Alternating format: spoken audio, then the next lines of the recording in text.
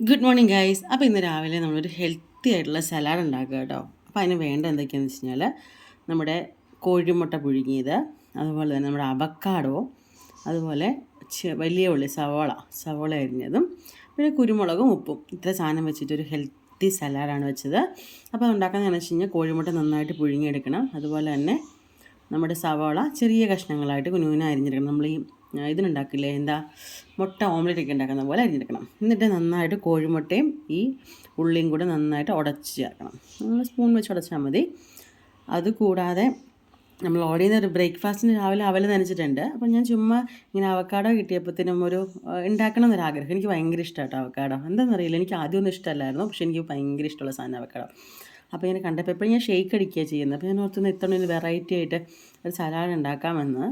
അപ്പം ഇത് നമ്മൾ കോഴിമുട്ടയും നന്നായിട്ട് പുഴുങ്ങിയതും ഈ ഉള്ളിയും കൂടെ നന്നായിട്ട് ഉടച്ച് രണ്ടും നമ്മൾ അരിഞ്ഞിടുന്നവരോ ചോപ്പ് ചെയ്യുന്നവരോ എങ്ങനെ വേണമെങ്കിലും ചെയ്യാം. ഞാൻ പിന്നെ അങ്ങനെ ചെയ്തില്ല, അല്ലാണ്ട് തന്നെ നോർമലായിട്ട് ഇതാക്കിയതേ ഉള്ളൂ. അപ്പോൾ നന്നായിട്ട് ഇളക്കിയെടുത്ത ശേഷം ഇതിനകത്ത് എന്താ പറയുക, നമുക്ക് മറ്റ് വെജിറ്റബിൾസ് ആഡ് ചെയ്യണമെന്നുണ്ടെങ്കിൽ ആഡ് ചെയ്യാം. ഞാൻ പിന്നെ ഒന്നും ചെയ്തിട്ടില്ല. ഇച്ചിരി ഉപ്പും കുരുമുളകും പൊടിയും കൂടെ ഇട്ടുള്ളൂ. അപ്പം ഉപ്പ് കുറച്ചേ ഇടാവുള്ളൂ. എനിക്ക് ഇച്ചിരി ഉപ്പ് കൂടി പോയിട്ടുണ്ട്. ഉണ്ടാക്കി കഴിഞ്ഞ് ടേസ്റ്റ് ചെയ്തപ്പോൾ ഇച്ചിരി ഉപ്പ് കൂടിപ്പോയി. അപ്പോൾ ഉപ്പ് കുറച്ച് ഇടാവുള്ളൂ. നമ്മൾ ഈ അവക്കാഡോയ്ക്കകത്തും അധികം എന്താ പറയുക, നെയ്യ് പോലെ ഇരിക്കുന്ന കഷ്ണമായതുകൊണ്ട് വേഗം ഒന്ന് ഉപ്പ് പിടിക്കും. അപ്പോൾ ഉപ്പിട്ട് കഴിഞ്ഞാൽ ടേസ്റ്റ് പോകും. അപ്പോൾ എനിക്ക് ടേസ്റ്റ് പോയിട്ടൊന്നുമില്ല, പക്ഷേ അത് ഇച്ചിരി ഉപ്പ് കൂടുതലായിട്ട് തോന്നി. അപ്പോൾ അതിലേക്ക് നമ്മൾ അവക്കാഡോ എടുത്തിട്ട് അതും ഇതുപോലെ തന്നെ നമ്മൾ ഉള്ളിയിട്ട പോലെ അല്ലെങ്കിൽ മുട്ട പൊട്ടിച്ച് ചേർത്ത പോലെ തന്നെ നന്നായിട്ട് ഇളക്കി ചെറുതായിട്ട് ഇരിക്കണം. ഹെൽത്തി ആയിട്ട് ഇങ്ങോട്ട് വായോ. നമ്മൾ എല്ലാ ദിവസവും വിഷമോ അതും ഇതൊക്കെയല്ലേ വാരി വലിച്ച് തിന്നണേ. അപ്പോൾ ഇച്ചിരി ഹെൽത്തി ആയിട്ടുള്ള ഇച്ചിരി പ്രോട്ടീൻ റിച്ച് ആയിട്ടുള്ള എന്തെങ്കിലും കൂടുതലോട്ട് ചെല്ലണ്ടേ. അപ്പോൾ ഞങ്ങൾ ചുമ്മാ ഒന്ന് ഉണ്ടാക്കി നോക്ക്.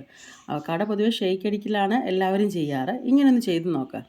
ചെയ്തിട്ട് എല്ലാവരും ഫീഡ്ബാക്ക് അറിയിക്കണം.